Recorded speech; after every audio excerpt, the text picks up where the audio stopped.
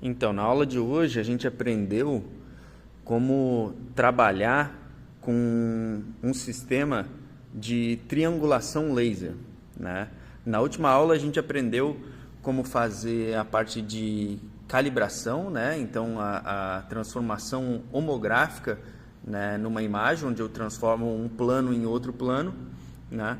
E agora a gente está tentando aplicar esse conceito num sensor de triangulação laser, né? Então a gente tem aqui o princípio do sensor de triangulação laser ter uma fonte de laser, né? Então é um laser que projeta uma linha sobre uma superfície, né? Então eu tenho aqui um plano de luz, né? Que a gente consegue, através desse plano de luz, fazer a medição, tá? Eu tenho também uma câmera posicionada ali embaixo, né? E essa câmera consegue visualizar esse plano de luz e a linha laser projetada sobre um objeto que eu quero medir, né? Então hoje a gente fez as partes de processamento de imagem, onde a gente pegou a imagem capturada pela câmera, transformou essa imagem numa imagem de escala de cinza, né? Uma imagem preto e branco. Depois aplicou um filtro de threshold para identificar somente a imagem da linha laser, né? E remover os outros ruídos, como a gente tinha antes ali, os fios aqui atrás, né?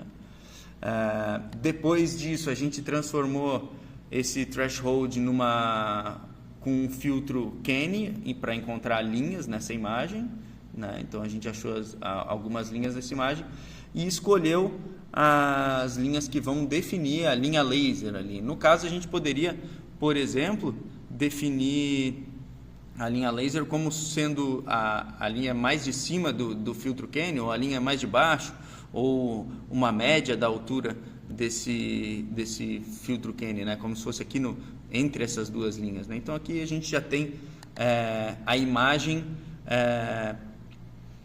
da nossa linha laser. Só que essa imagem da linha laser, ela é distorcida pelo objeto que é colocado aqui embaixo, né? Então, por exemplo, se a gente colocar um objeto mais quadrado, né, a gente vai ter ali